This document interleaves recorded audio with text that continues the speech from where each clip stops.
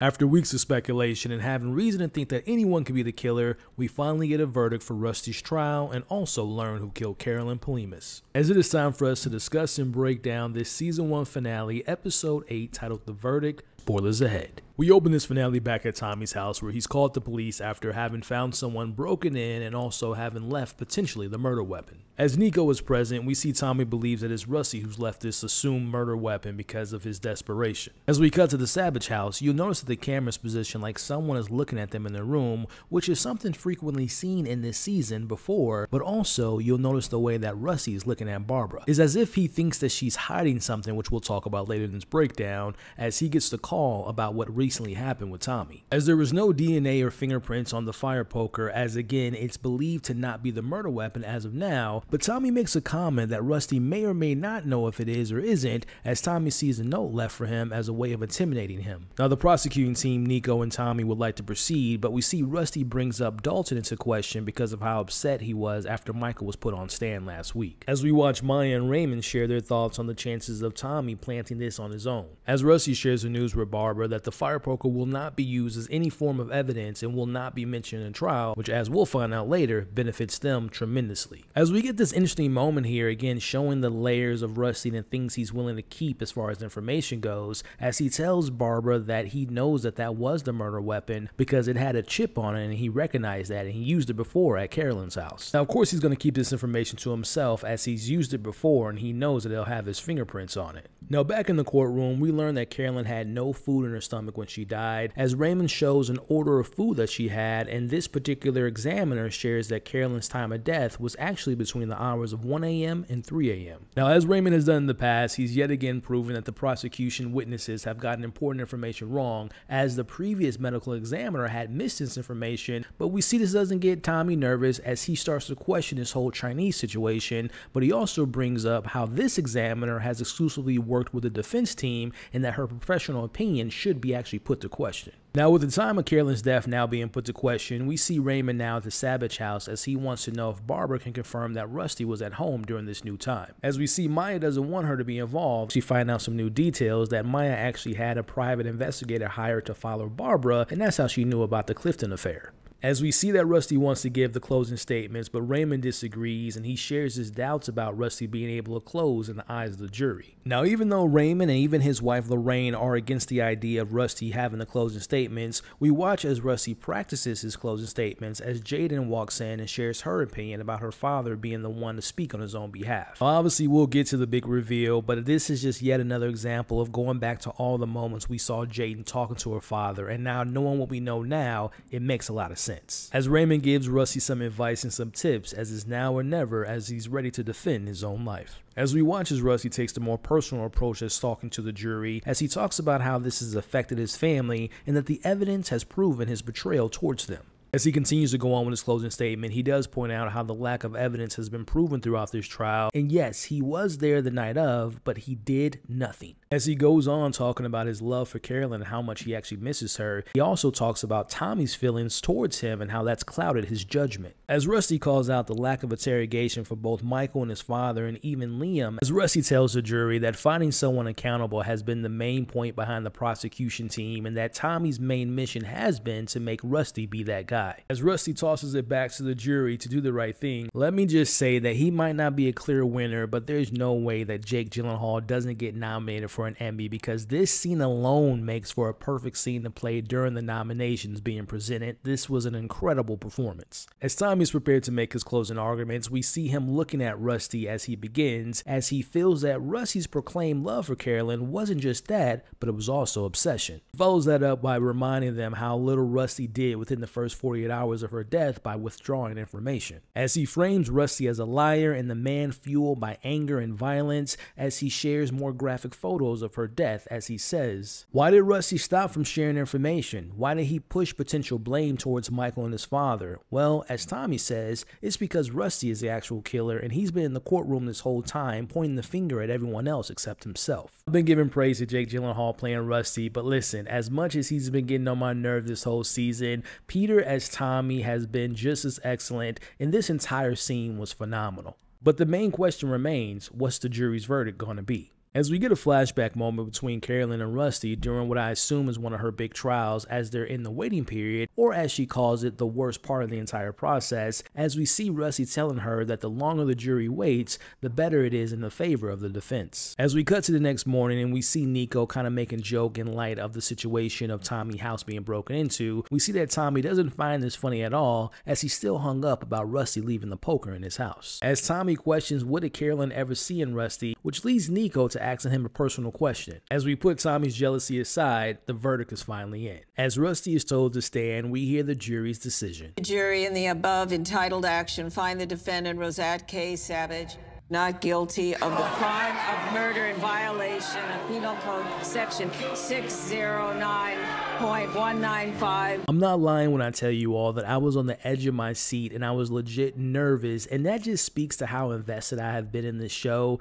Now let me know in the comments below, how did you all feel while the verdict was being read out? Now, even though Rusty was found innocent, we still don't know who actually killed Carolyn, which brings us to the last 15 minutes of this season 1 finale. As Rusty shares his thoughts with the media, we see that Michael and his dad are watching this, as Tommy and the prosecution team is being thrown under the bus by Rusty for failing to find the killer of Carolyn, as their first big trial as chief prosecutor and new district attorney have failed. Speaking of the prosecution team, we see Nico trying to cheer up Tommy, but he feels like he failed Carolyn. He has to move on to another case, but more importantly, he has to move on from Rusty Savage. Which, speaking of the Savage family, we head to their house where we see that a bag is packed for Barbara, who plans to go on vacation, as she's outside running on the bike. She tells Rusty that this advice was from the therapist in case there was a next time he... This is Dr. Rush's advice. Should there be a next time?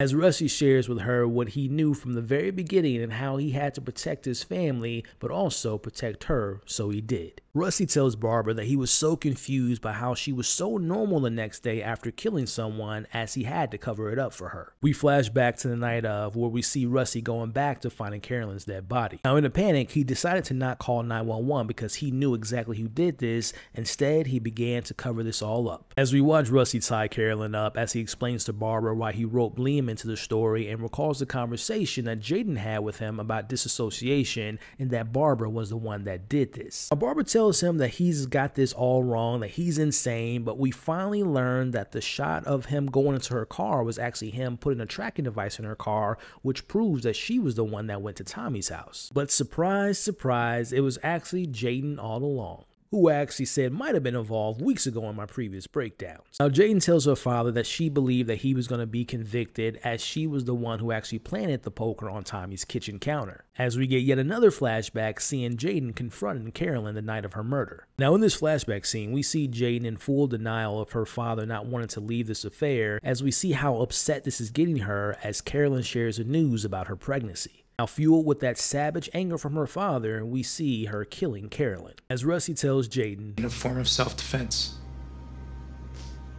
in defense of this family, and it was put into motion by me. And this affair has literally destroyed this family and also responsible for the death of Carolyn Polimas. As this shot of Barbara here says it all, as she has no idea what to do with this family. As our final shots show our characters like Raymond, who's with his wife in the yard, and it's assumed that he's probably retired to live his happy life so he doesn't have any more health issues. We cut to Tommy, who's watching the game and seems to have moved on from the case, but also Rusty, as we go back to the Savage house, who's celebrating over food, as our last shot is Rusty and Barbara looking at each other after knowing what they did for the rest of their lives to protect this family. Again, not to pat myself on the back, but if you rewatch my previous breakdowns, I've been saying for weeks now that we have to watch out for those damn kids, and it seems that I was right. Thinking about all those arguments now between Barbara and Rusty, it makes so much sense why he was so upset with her and saying that she didn't take responsibility and that she would have this affair to make him so much more upset. And just thinking from Rusty's perspective, he was thinking this whole time that he was protecting his wife who killed his side piece and that she didn't have any remorse and she had another affair. I could just imagine how upsetting that could have made Rusty. But again, it explains where that frustration was coming through throughout this season when he was arguing with his wife. And like I mentioned earlier, if you go back and watch all those moments that we had with Jaden, whether it was her computer being taken away, whether it was the scene that she had talking to her father about disassociation, that she was actually speaking about herself, it just makes so much more sense as those scenes just show how much guilt she had after killing Carolyn. Now, as far as the finale goes, I thought it did a phenomenal job of carrying over the tension and suspense from the last week's episode, but I will admit there still are some unanswered questions. Some that come to mind right now is, why was Kyle never brought to the stand or questioned about seeing him that night that Carolyn died when we saw there was a clear photo of him on that bike? Which, speaking of Carolyn, we never did find out why she actually covered up that evidence in the Reynolds case.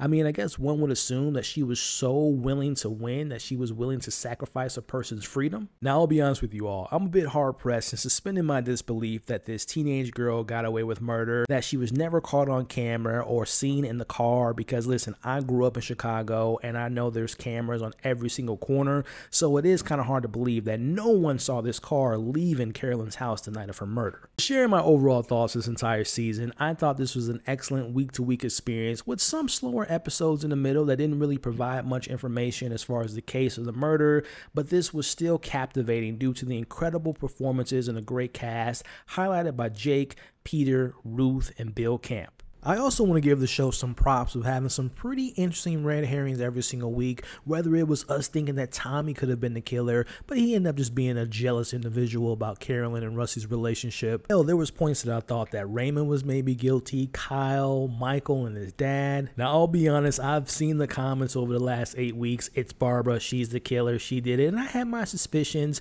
but as someone that has seen the movie, it's been a long time, but I remember how the film ended. I haven't read the book, but I think the book has a similar ending to the movie. I'm just gonna say it now, I'm glad it wasn't Barbara. To me, it would have been so obvious, and I like when a new movie or a show has a new adaptation, they take some creative liberties in switching things up and having you be on your toes and not knowing exactly what's gonna happen. And if I'm being honest, I really did like the Jaden switch. I think it made a lot of sense. But hey, let me know what you all thought about the red herrings every single week, and what did you ultimately think about Jaden being the killer? Now, I talked about the season 2 announcement in my last breakdown, and I really hope that goes into production really soon. Now, like I had mentioned, I doubt that we'll see any of the characters being the main focus of season 2 because they've already said that it's going to be a new case. But if we're still in Chicago, I wouldn't mind seeing how the Savage family is doing. Like, honestly, I think in reality, I don't think they're ever going to divorce each other. I'm referring to Rusty and Barbara. Like, I think they're going to stay together for the rest of their lives in order to keep this family secret. But assuming that season 2 is going to be more of an anthology series, new case, new characters, I hope that they fill the shoes of these great actors and these great performances with new actors with a great story and giving us a really great new murder mystery. I want to end this video by thanking you all who have been watching these weekly breakdowns. It means the world to me. Now, if you've seen all of the breakdowns for the last 8 weeks, put in the comments right now, #GotAwayWithMurder. Now, there will be an entire season recap video coming soon, so keep an eye out for that. You all have been awesome. Stay safe, and I'll catch you all on the next breakdown.